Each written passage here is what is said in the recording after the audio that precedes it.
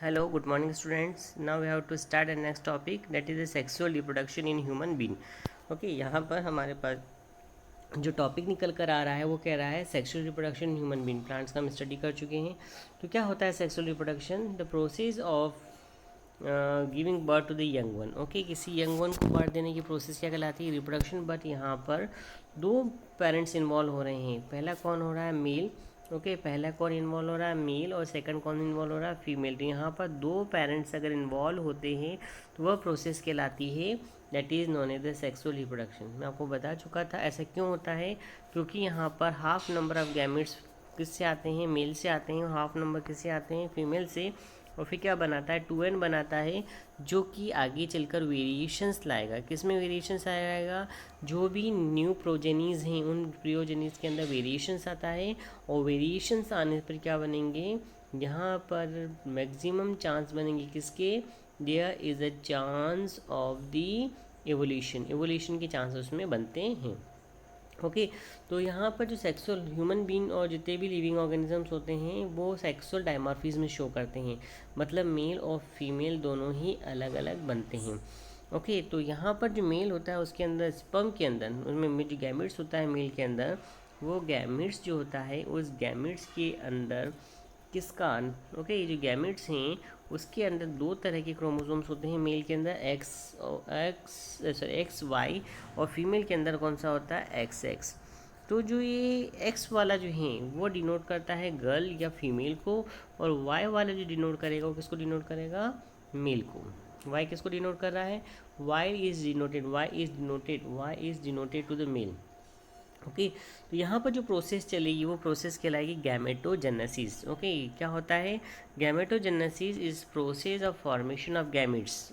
यहाँ पर गैमेटोजेनेसिस हम लोग बोल रहे हैं, क्या प्रोसेस है?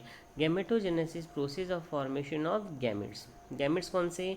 The sex cell which involve in reproduction. वो सेल जो क्या करेगी? किसमें इन्वॉल्व होगी? रिप्रोडक्शन में इन्वॉल्व होती है। जो रिप्रोडक्शन में हेल्प करती है वो क्या कहलाती है? गैमेट्स।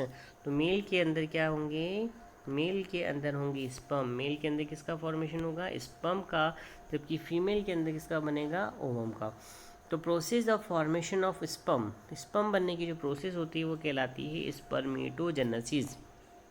क्या कहलाएगी? Spermatogenesis. The process of formation of sperm, sperm बनने की जो प्रोसेस है वह कहलाएगी spermatogenesis.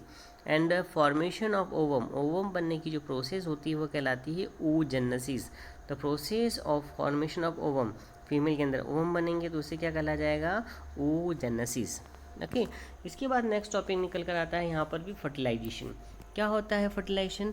The fertilization is process of fusion of male and female gamete. यहाँ पर जो स्पर्म है, ओके, ये जो स्पर्म है इसका ओवम के साथ फ्यूज़न की जो प्रोसेस होती है वो क्या कहलाती है? That is known as the fertilization. वो क्या कहलाएगी? फर्टिलाइजेशन। और फर्टिलाइजेशन से क्या बनेगा? जाइगोट, जिसे 2n बोला गया है, और जाइगोट से क्या बनेगा? एम्ब्रियो। जो एम्ब्रियो आगे चलकर चाइल्ड का फॉर्मेशन करता है।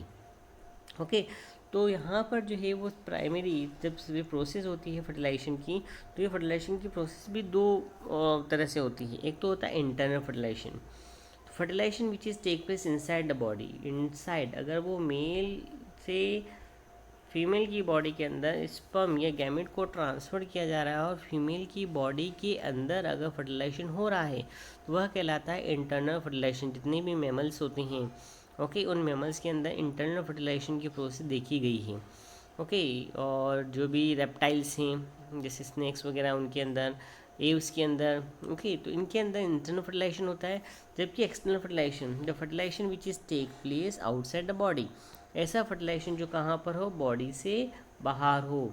बॉडी से बाहर अगर वो फर्टिलाइजेशन की प्रोसेस होती है तो वो कहलाती है एक्सटर्नल फर्टिलाइजेशन। क्या बोलेंगे उसको? External fertilization. तो जो एक्सटर्नल फर्टिलाइजेशन हो रहा है उस एक्सटर्नल फर्टिलाइजेशन के अंदर जो है वह मेल अपने स्पर्म को बॉडी से बाहर डिस्चार्ज कर देता है, और फीमेल भी अपने ओवम को बॉडी से बाहर डिस्चार्ज कर देती है, और वाटर के अंदर इन दोनों को क्या हो जाएगा? फ्यूज़न। दोनों आपस में मिल जाएंगे तो वो जो कहलाएगी वो क्या कहलाएगी? That is known as the internal external fertilisation. Okay, अब ये जो फर्टिलाइजेशन होता है फिशेस में देखा गया है, एम्फीबियंस में देखा गया है, फ्रॉक्स वगैरह में चीज़ें देखने को मिलती है। अब जो प्रोसेस होती है फर्टिलाइजेशन की, उसके लिए प्राइमरी सेक्स ऑर्गन और सेकेंडरी सेक्स ऑर्गन का होना ज़रूरी है। जैसे कि जो मेल में होता है टेस्टीज़, जो अगर हम मेल की बात करें तो जो मेल के अंदर जो होता है वो टेस्टीज़ जो होती हैं, ओके, इसको हम टेस्टीज़ बोलते हैं। तो ये जो टेस्टीज़ होती हैं इसमें जो होता है क्या बनते हैं, स्पर्म बनते हैं। और फीमेल के अंदर जो डायग्राम हम बाद में देखेंगे, that is known as the ovary, और ओवरी के अंदर किसका फॉर्मेशन होता है, that is known as the ovum का। तो उस जब भी हम मेचुरेशन एज में पहुंचते हैं तो उस एज को बोला जाता है puberty age. What is puberty age? Age with the second sex और hormone been produce in boy and girl एक सेक्सुअल नेचर। उनमें जो है पर्टिकुलर टाइम में 10 से 12 साल और 13 से 14 साल, मेल की बात करें तो 13 से 14 साल, कितना 13 to 14, मेल के अंदर 13 से लेकर 14 ईयर के अंदर हार्मोन का सिक्रेशन होना स्टार्ट हो जाता है, जिसकी वजह से क्या होता है, उनकी बॉडी में सडन चेंज होते हैं।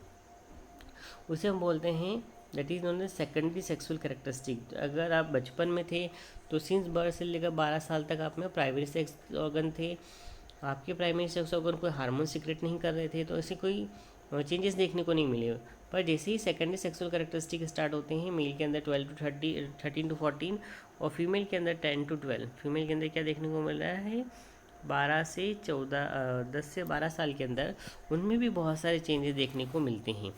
तो वो कहलाता है आपका प्यूबर्टी एज। वो क्या कहलाती है, प्यूबर्टी एज या एज ऑफ एडोलेसेंस। क्या कहलाएगी, एज ऑफ एडोलेसेंस। अब हम लोग बात कर रहे हैं यहाँ पर क्या चेंजेस देखने को मिलते हैं। हमको चेंजेस देखना है, what are the changes take place, okay. तो सबसे पहले अगर हम किसकी बात करें, मेल की, तो growth of here in armpits. Armpits के अंदर किसका डेवलपमेंट, हेयर्स का, ओके। आर्मपिट्स के अंदर क्या बन रहे हैं, हेयर्स बन रहे हैं। प्यूबिक जेनाइटल रीजन, चेस्ट के ऊपर हेयर का development. Development of muscle and broadening chest, उनका मसल्स का डेवलपमेंट हो जाता है, चेस्ट ब्रॉडर हो जाता है, शोल्डर भी ब्रॉडर हो जाते हैं। पेनिस और टेस्टिस की साइज़ क्या हो जाती है, इंक्रीज हो जाती है। टेस्टिस का मेन फंक्शन क्या होता है, स्पर्म। स्पर्म का बनाने का काम भी कौन करेगा, टेस्टिस कर रही है।